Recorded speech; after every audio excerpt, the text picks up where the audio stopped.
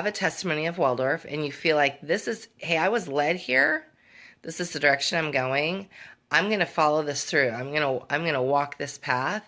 Then you got to trust it because you were brought here for a reason, and you have to really trust that. And in the beginning, in my early days, that's what it was for me. I thought I was brought to this. I really need to trust it. And so I just decided I'm just going to trust it. Sorry, I'm going to stop moving around. Um, and at the time, I was practicing pagan. So I wasn't Christian. I wasn't Jewish. And these Old Testament stories, I was like, all right.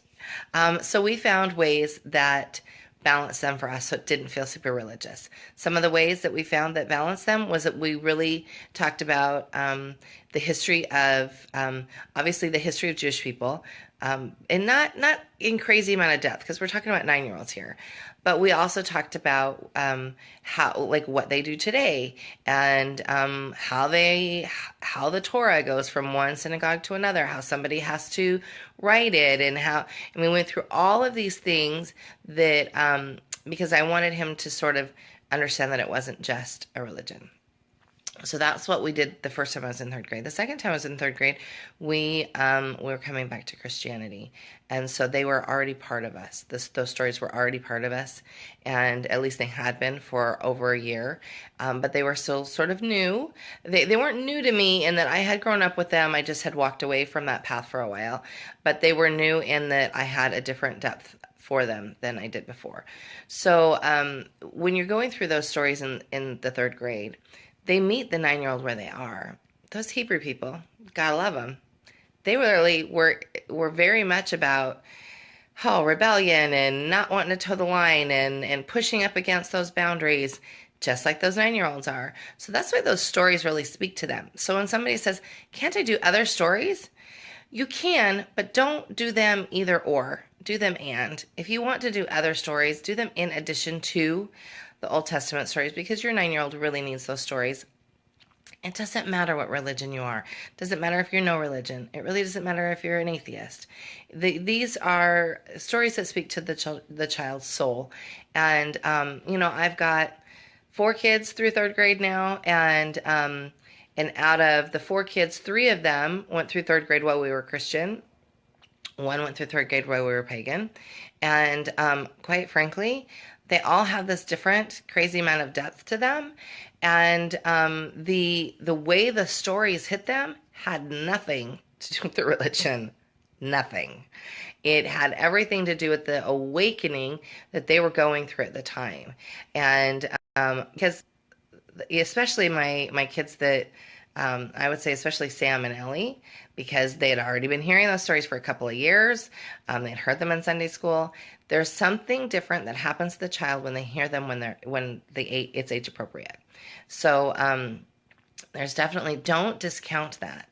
Don't discount that. So then after third grade, which is that first little benchmark of history stuff, you move into fourth grade, which is Norse mythology, and that doesn't feel like history. It's history in that it's the culture of a people. For us in the Nielsen house, it is history. Eric is Scandinavian, and so he has Viking blood. He even sort of looks like a Viking, which is really funny because nobody else in his family looks like a Viking. But so anyway, it's just like he's channeled it. This stuff that happens in fourth grade, I love the way that fourth grader can be Thor some days and be valiant and awesome, and can be Loki other days, and you're like, are you kidding me? Come on now. And so those stories from the Norse mythology really, really touch them. And these are stories of an ancient people. And I really recommend that you read some of Steiner's background on those, because he had some amazing thoughts. And whether or not you agree with them, the journey of folk souls is just this amazing. I find it incredibly fascinating. It's this amazing piece. So, and there are others. Like there's a book by Roy Wilkinson. There it is. Roy Wilkinson about fourth grade that I think is really good. That's about Norse myth, and it's sort of the background of it. So take the time to really study what you're teaching. Okay, now we're going to get into fifth grade and up the real meat of history. And people will say to me, well, how come we don't hear about what's going on in this country or what's going on in that country? Of course, Waldorf gets this bad rap for everything being very Eurocentric. I would say it's not necessarily Eurocentric. It is first world centric. So I think we're looking at how the first world came to be, like what we know now, first world problems, first world nations, and it's those were the cultures that really pushed through. That doesn't mean you should not bring in other cultures. Just because it's not on the curriculum chart doesn't mean you can't talk about China. Doesn't mean you can't talk about Japan. Doesn't mean you can't. I would absolutely bring those stories in, especially if they are part of your family heritage, especially if that is something that is important to you. But bring in the stories. Don't bring in the history just yet, because almost all cultures have a spot on the history curriculum. And the ones that don't, if you have questions, ask me, when can I bring in the history of X, Y, and Z? And I'll try to help you find the right time. The reason why I wouldn't bring in all the history is so I'm Italian. So, we do some Italian things, but I'm not bringing the history of Mussolini to my 4-year-old, 5-year-old. We're bringing what's appropriate at the right time.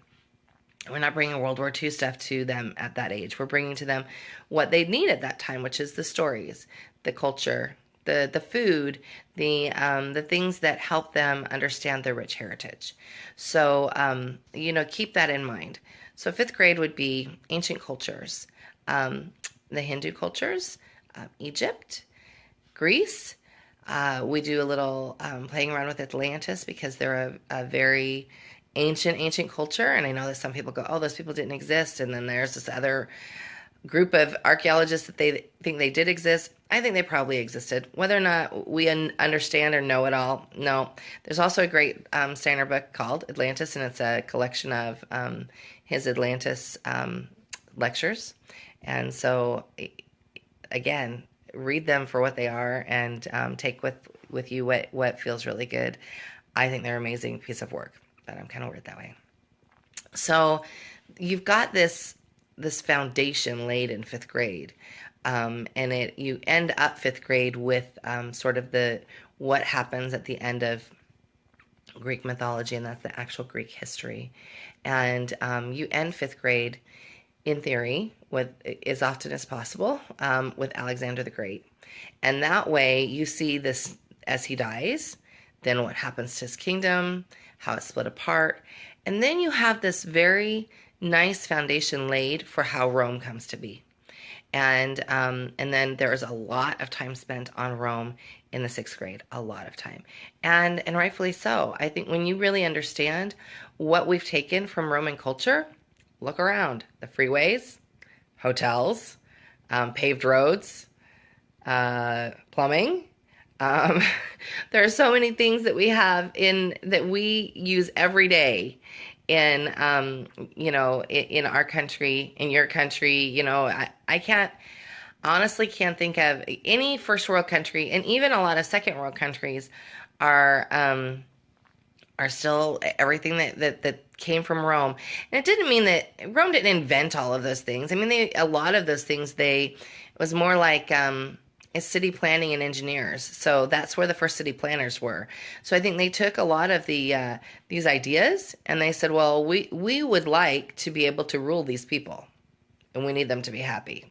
So the way to get people to be happy is to make sure they have fresh water, make sure they have paved roads, make sure they have ways to get from point A to point B. That way they can get to you to pay their taxes, and that way you can get to them to oppress them.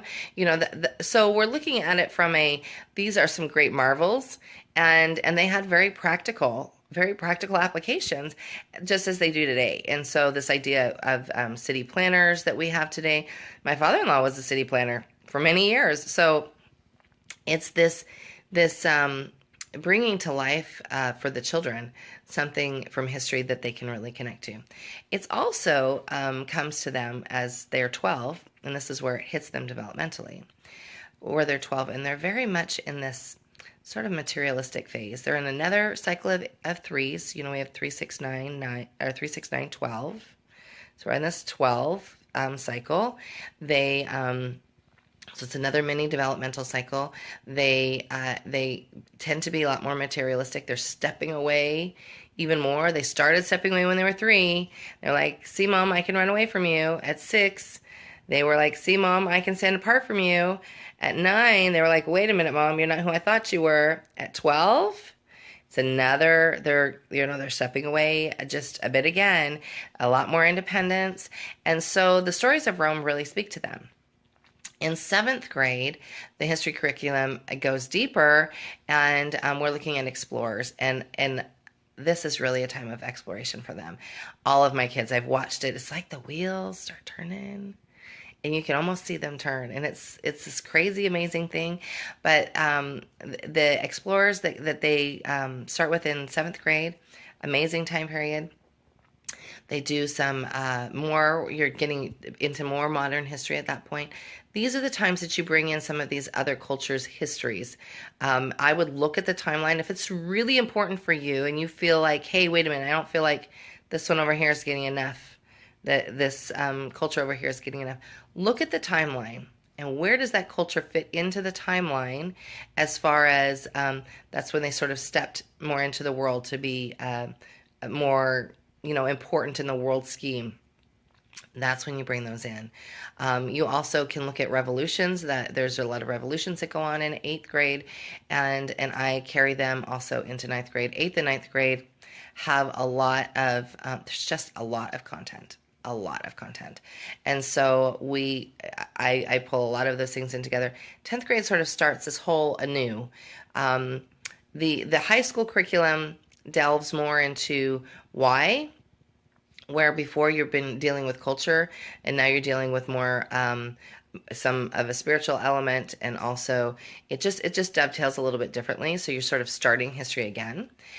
So we're doing 10th grade history right now with Eleanor, and we're doing politics first because I wanted to put it right here where it's front and center right now, and it's been very interesting. She's watched both the debates, and I haven't, and I made her even put her headphones on last night because I didn't want to hear it. I don't want to go there. I have time to be off of my happy cloud, so I just made her put her headphones on. But so you've got this place in 10th grade history right now where we're really talking about politics, how this country came to be. So it's not just politics; it's about what makes up our country. So that's really what I want you to get from this. I want you to get that you're bringing history to them at a time that is developmentally appropriate. In public schools, they often teach U.S. history from 3rd grade to 5th grade, and they teach it every year. And they sort of go a little bit deeper every year, but really, if they just taught it in the year that was most appropriate, so 5th grade also encompasses U.S. geography and some U.S. history. That's the perfect time to teach it. That's when they're ready for it. That's when they're looking at the world as a bigger place, and they're wanting to see all of those connections. So really look at developmentally why we're teaching what we are at each time. And again, if you have questions, I answer a ton of questions all the time. Pop it on my timeline. Hey, tell me about this. Drop me a PM. I'm always happy to help. I find the history curriculum amazing, but I'm a history nut. Have a good friend that we're in co-op with. Gina, I love you. She said, I'm not a history nut. I said, but you're all about science. You're all about where the science stuff is. And so all of us sort of have this thing, this piece that we love, and we tend to magnify that for our kids. And I've always really taken to the history curriculum. That was sort of my life before I was a mom. I was a poli-sci major, pre-law, so I love the politics history part of it and where it all came from, and understanding how the world history plays into our history. But then I won't listen to the debate because it's bad news. Again, anyway, I hope that this has been informative for you. And again, if you have more questions, please feel free to ask me. The history curriculum with Waldorf is just amazing, but it has several layers to it. So it is important that you understand it. It's important that you take time to really let it live within you so that you get it for you so that you can then bring it to them, because that's how they're going to learn, is when you're fired up and excited about something, they're going to get excited about it. So anyway, that's all for now. I hope you have a wonderful day and a great week.